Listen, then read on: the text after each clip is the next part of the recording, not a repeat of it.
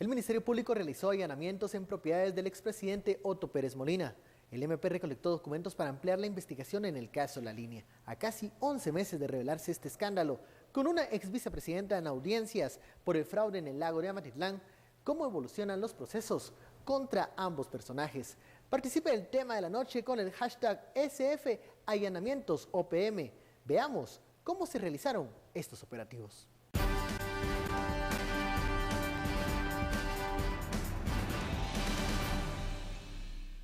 12 allanamientos se efectuaron en diferentes lugares de la República y en una residencia del expresidente Otto Pérez Molina, ubicada en la 19 Avenida 3-90, zona 15, Colonia Vista Hermosa 1.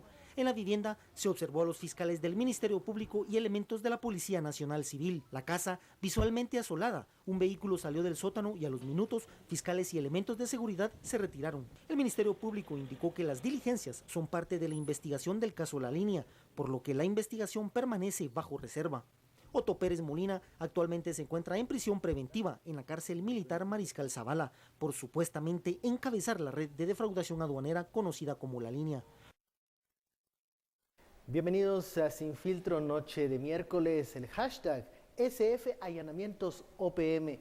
Todo lo que sucede alrededor de esta siempre controversial ex pareja presidencial, ex binomio presidencial. Ahora el caso La Línea se mueve, al parecer hay nuevos movimientos del Ministerio Público, mientras Roxana Valdetti tiene que asistir a estas audiencias en Villanueva por el caso de la agüita mágica en Amatitlán. Vamos a conocer y a profundizar qué sucede. Estamos casi a cumplir 11 meses de aquel mes de abril, cuando comienza esta tormenta del caso La Línea. Y para eso damos la bienvenida a nuestros analistas, Philip Chicola y Estuardo Zapeta. Buenas noches. Buenas noches, Carlos. Philip, ya llega abril. Vamos a ese mes fatídico para la administración Otto Pérez Molina. ¿Y estos allanamientos llaman la atención? Muchos creerían que ya no hay nada que sacar de las residencias del exmandatario, pero hace pocos días se hablaba también de la hija de Otto Pérez Molina. Cuentas, caletas, dicen algunos en redes sociales, o solo el perro. Philip. Bueno, buenas noches a todos. ¿Se acuerdan que hablamos de que venía el acto 2 de la trama? Como que fuera una ópera. Levanta el telón. Como que fuera una ópera, y lo estamos viendo de aquí a... Después de un hiato que venía desde el caso de Gustavo Alejos a finales de octubre, que es cuando se presenta el mismo, hasta ahorita principios de febrero, la CICIG pues no había tenido sus días o sus jueves decisivos, sus miércoles decisivos. Estamos viendo cómo en las últimas 2-3 semanas otra vez se volvió a activar todo el proceso de casos judiciales. Y yo me atrevería a decir que lo que vamos a ver en las siguientes semanas es más casos de los que no se llegaron a tocar en el 2015. Y creo que también viene la ampliación de las investigaciones, porque si se dan cuenta, los allanamientos del día de hoy, de acuerdo a lo que se recogía de algunas declaraciones o de algunas fuentes del Ministerio Público, están relacionados con el caso La Línea, pero no son necesariamente de la misma estructura de acusación, porque recordemos que ya la acusación formal contra Pérez Molina y Valdetti se presentó a finales de diciembre pasado.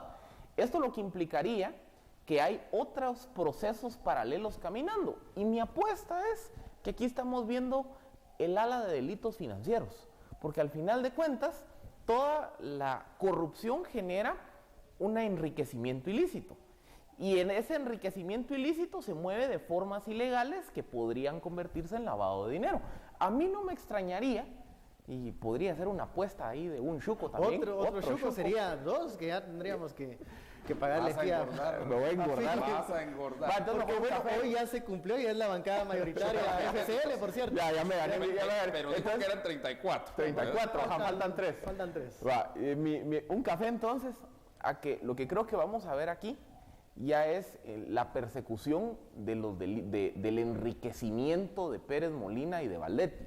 Y eso implica un golpe, obviamente, a las estructuras de testaferrato, implica un rastreo de los flujos de dinero. Ahí es donde surge el nombre de la hija, Lisette Pérez Leal, como una posible recipiendaria de recursos de origen ilícito. Recordemos que en la declaración de Salvador González, alias ECO, en septiembre pasado, Él dijo que en su momento también el entonces presidente Pérez Molina le había pedido que ordenara algunas empresas de su hija. Entonces, ECO tuvo relación con Lisset. O sea, pues, por ahí creo que puede venir un poco la trama. Estuardo, seguir el rumbo, el patrón del dinero, ¿nos va a llevar a nuevas sorpresas, más implicados o, como dice Philip, otros casos en donde estaban las manos del expresidente Otto Pérez Molina? Empecemos por digamos, como sigo tu metáfora de la ópera, Philip, y la ópera podría llamar Chucos 1, Chucos 2, o no sé, una tragedia de Chucos. Pero aún no ha cantado la gorda en esta ópera, ¿no? No ha cantado la soprano. Yo creo que la soprano es ECO. Y quieren adelantar eso, un poquito una voz un poquito diferenciada ahí para responderle en esta ópera es Juan Carlos. Pero miremos cuál es el orden de aparición de los actores en este acto 2 de la ópera que podríamos llamar Chucos, la línea, ¿verdad? O algo así. En primer, se abre el telón y aparece Todd Robinson. As usual, Mr. Robinson, you're always in the opera house. Nunca se ha ido. Él es el actor principal. ¿Y cómo aparece? Diciendo, voy a pelear contra la corrupción, I'm going to fight against corruption. Bueno, acto 2, la CICIG y el MP. Acto 3, allanamientos. Y así vas en una serie de... Y mañana viene William Brownsville, subsecretario de Estado para Asuntos de... oh sorpresa, ¿verdad? Oh sorpresa, que aparece diciendo... I'm gonna fight, voy a pelear contra la corrupción donde quiera que esté, sea del sector del gobierno, sea del sector privado, sea en los medios, sea en la misma embajada de Estados Unidos, sea en la DEA, sea en donde sea, él va a pelear contra la corrupción. Todd Robinson es el primer actor que sale en canta su área. Su área es contra la corrupción y se echa, ¿verdad? Supongo que él es un poco barítono o algo así, pongámoslo en esta ópera. Entonces, luego salen ahí el MP y la CICIG. Hay allanamientos, ¿verdad? Tiene que salir un perrito, porque en todo esto siempre tiene que haber un perrito, no sé por qué, pero siempre hay un perrito. ¿Cómo se llama el perrito a propósito, verdad? No ¿Alguien sabe el nombre del perrito? Nadie sabe pero el dicen que está bien cuidado. Que, como dicen los tuiteros, a esas alturas es un zombie, ¿verdad? Por todo lo que 11 meses que ha durado ahí, o 6 meses que ha durado ahí. Y de repente viene Brownsville. Fíjate. El acto está muy bien construido. Vamos a un intermedio, Estuardo, y seguimos describiendo esta ópera sí, no ha cantado. Siempre una malvada, ¿verdad? Esto se termina hasta que canta la gorda, dice un conocido refrán usando esta analogía de las óperas. Regresamos luego de este corte, ya sabe, participe con el hashtag SF, allanamientos OPM. Volvemos. Regresamos a Sin Filtro y es momento de conocer cómo va el sondeo lanzado en Twitter para, saber la opinión de los internautas. Preguntamos cuál es su percepción del caso contra OPM luego de estos casi 11 meses de que se destapó el escándalo de la línea. Un 51% opina que la acusación, el caso está más débil. De cerca le sigue el 41% que cree que Otto Pérez será ligado a más casos. Y un 8% que tiene la sensación que aquí que se está fortaleciendo la acusación en contra del expresidente. Hablábamos, Philip, de seguir el patrón del financiamiento.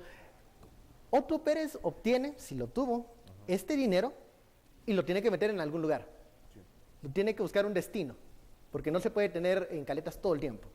Esa va a ser la clave para poder conocer otros casos.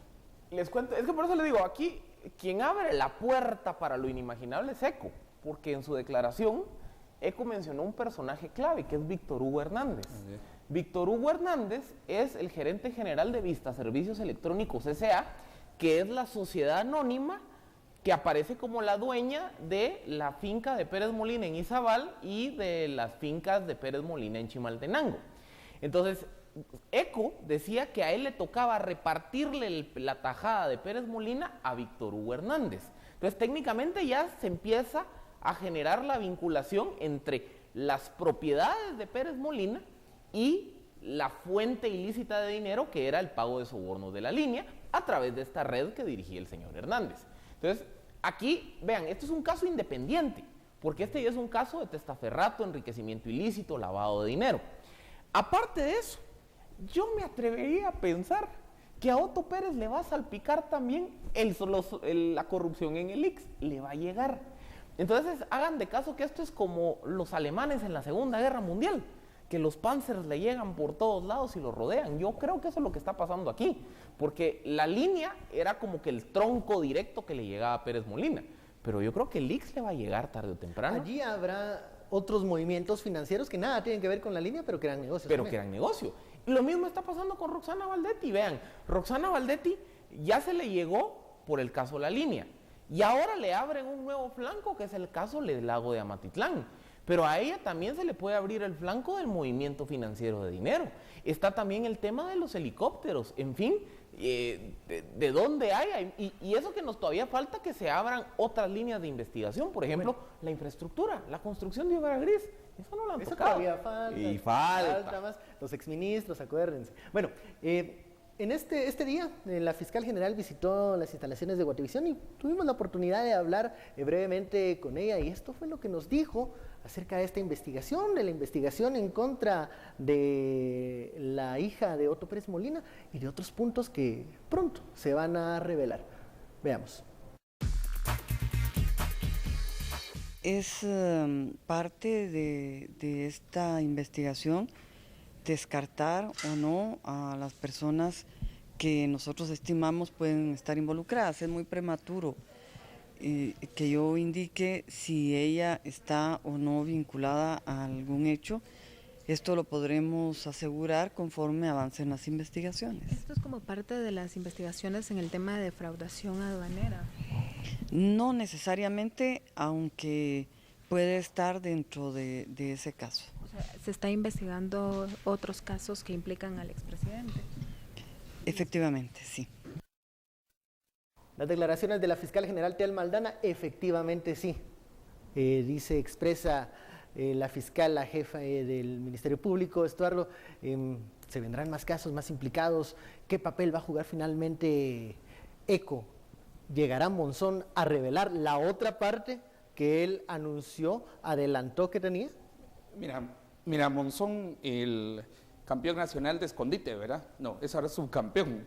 Todavía sigue a la cabeza. Escondite, medalla de plata en escondite. Sí, sigue como absoluto ganador Luis Mendizábal.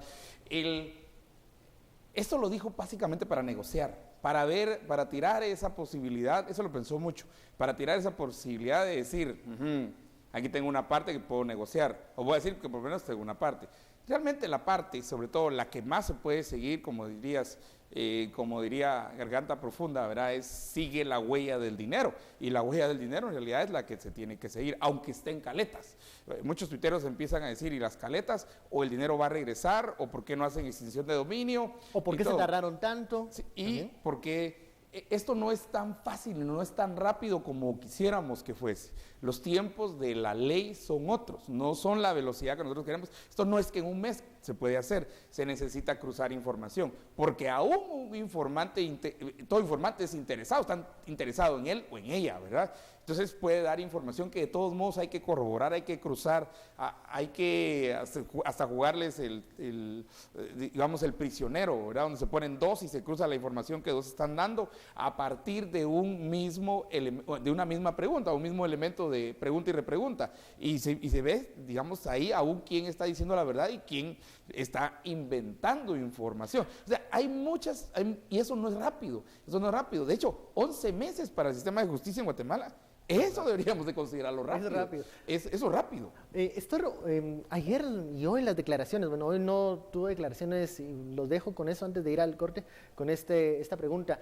Roxana Valdetti dice, todo esto es un show político. Hay otros fraudes, otras farsas que se deben investigar, que son más profundas, de dimensiones, ella dice, mayores a lo que ocurrió, por ejemplo, en el lago de Amatitlán.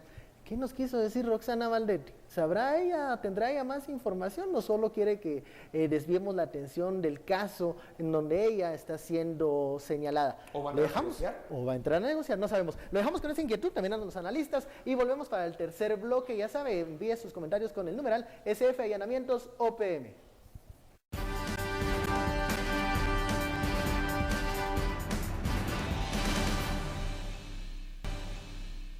Regresamos a Sin Filtro y los mensajes de los usuarios de redes sociales, de los seguidores, de la audiencia, no se hacen esperar, llegan a este foro. Damos lectura a los mensajes de los usuarios que nos dicen: SF Allanamientos OPM, ¿no será que no tienen nada de pruebas aún y las están queriendo encontrar? Esto por los allanamientos realizados hoy a las propiedades del expresidente Otto Pérez Molina. Vamos con otro comentario del usuario Cristian. Nos dice Cristian, numeral SF Allanamientos OPM, pues que miren el historial médico de Uri, porque hipertensión no da de un día para otro. Se refiere por el caso de Uri Reutemann, que hoy casi se desmaya en la audiencia en Villanueva por el caso del lago de Amatitlán. Un mensaje más de Irene que nos dice, numeral SF Allanamientos OPM, extorsión por delincuencia común y por corruptos, que luego dicen ser inocentes. Esto por los alegatos de inocencia de la ex vicepresidenta Roxana Valdetti. En esos casos periféricos, pudiéramos llamarlos así, del lago de Amatitlán, incluso de la SAT, donde hay también investigaciones, ¿qué incidencia van a tener en revelar algunas otras maniobras que esta estructura realizaba? ¿O será que hay otras estructuras criminales que no hemos visto? Es que, a ver, recordemos que el caso de la línea se planteó originalmente sobre escuchas telefónicas de abajo hacia arriba. En su momento las escuchas llegaron a incluir a Salvador González, a Juan Carlos Monzón, a Carlos Muñoz, el superintendente, a Omar Franco, el otro superintendente, a Giovanni Marroquín, al teniente Jerez. Entonces digamos que son 90,000 escuchas las que hay ahí almacenadas. Esas 90,000 escuchas permitieron construir el tronco del árbol.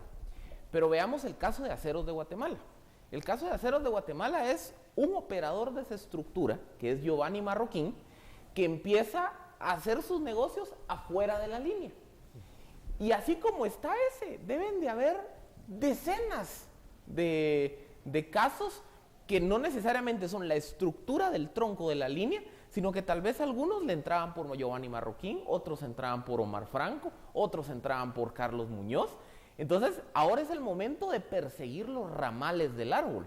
Y recordemos, cada ramal no solo hay que construir la evidencia sobre las escuchas, sino venir y cruzarla con evidencia documental, cruzar que efectivamente si están acordando algo ilícito en la conversación telefónica, que ese acuerdo se haya materializado con algo sustantivo. Entonces, yo creo que eso es lo que vamos a ver ahorita, la construcción de los casos que se derivan justamente de la actuación que en lo individual pudo hacer todas estas personas a las que las siglas estaban escuchando por el caso original de la línea. En el caso, hablemos del lago de Amatitlán, Estuardo, hay un testigo también protegido que detalla cómo había un movimiento de cuentas bancarias con señor. Él prestó las cuentas. Con el señor, el encargado de aguas de Roxana Valdetti.